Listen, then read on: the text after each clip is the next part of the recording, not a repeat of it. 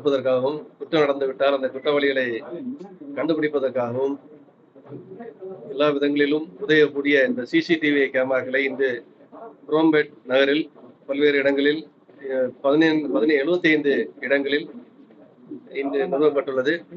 அந்த சிசிடிவி கேமராவோட காட்சிகளை காவல் நிலையத்தில் இருந்து பார்ப்பதற்கு ஏதுவாக ஏற்பாடு செய்யப்பட்டுள்ளது. இதற்காக இங்கிருக்கின்ற போத்தீஸ் நிறுவனம் மற்றும் பார்வதி ஹாஸ்பிட்டல் நிறுவனத்தார் இணைந்து இந்த சிசிடிவி கேமரா நிறுவியுள்ளார்கள். அவர்களுக்கு காவல்துறை சார்பாக நன்றியையும் பாராட்டுதல் தெரிவித்துக் கொள்கிறேன்.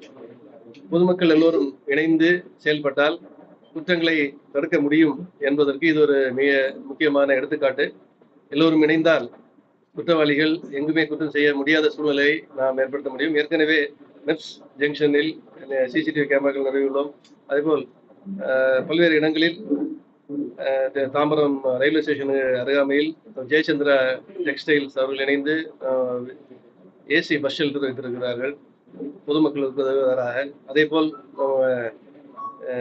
காவேரி மருத்துவமனை காவேரி அருகில் கூட ஏசி பஸ் ஷெல்டர் பொதுமக்களுக்கு பயன்படும் வகையில் அமைக்கப்பட்டுள்ளது. இந்த மாதிரி பல இடங்களில் பொதுமக்களுக்கு உதவும் வகையில் எல்லோரும் பல்வேறு நிறுவனத்தினர் இணைந்து செயல்படும் பொழுது நகரில் குற்றங்கள் குறையும்.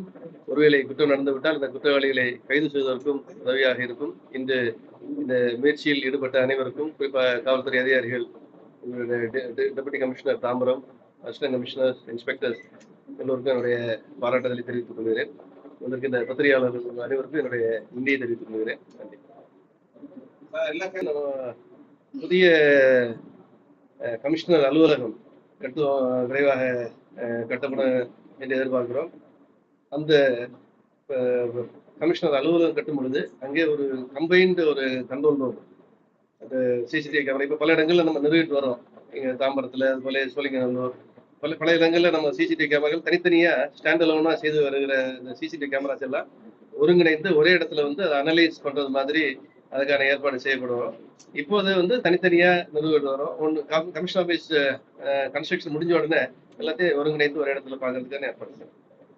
அதே போல இப்போ நம்ம கிளாம்பாக்கம் பேருந்து நிலையத்துக்கு உள்ள ஒரு போலீஸ் ஸ்டேஷன், கிளாம்பாக்கம் காவல் நிலையம் இப்போ பணி நடந்துட்டு இருக்கு. இன்னும் ஒரு 4-5 மாதத்தில் முடியும்னு எதிர்பார்க்கிறோம்.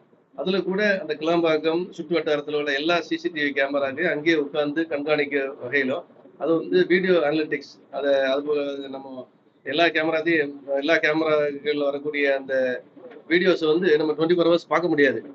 போலீஸ் இருந்தா கூட வாட்ச் பண்றது கஷ்டம். அதை அனலைஸ் பண்றதுக்கு அனலிட்டிக்கல் சாஃப்ட்வேர் வச்சு நம்ம என்ன பார்க்க வேண்டும், அது என்ன தகவல் அதில் பெற வேண்டும் என்பதை அடிப்படையில் அதை பெறுவதற்கான ஏற்பாடு செய்து வருகிறோம். அது அந்த கிளாம்பாக்கம் பேருந்து நிலையத்தில் இருக்கின்ற போலீஸ் ஸ்டேஷன்ஸ் திறந்த உடனே அதை உடனடியாக அது செயல்பாட்டு.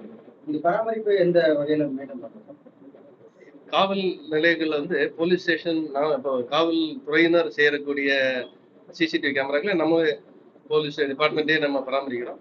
பிரைவேட்ல இருந்து போத்தீஸ்ல இருந்து இல்லாட்டி பார்வதி மருத்துவமனையில இருந்து அவங்க பண்றாங்கன்னா அவங்க உதவியுடன் சேர்ந்து நாம இணைந்து இப்ப மெப்ஸ்ல பண்றதுமே அவங்களே பராமரிக்கிறாங்க. இந்த மாதிரி பொதுமக்களுடன் இணைந்து அதை பராமரிக்க ஏற்பாடு.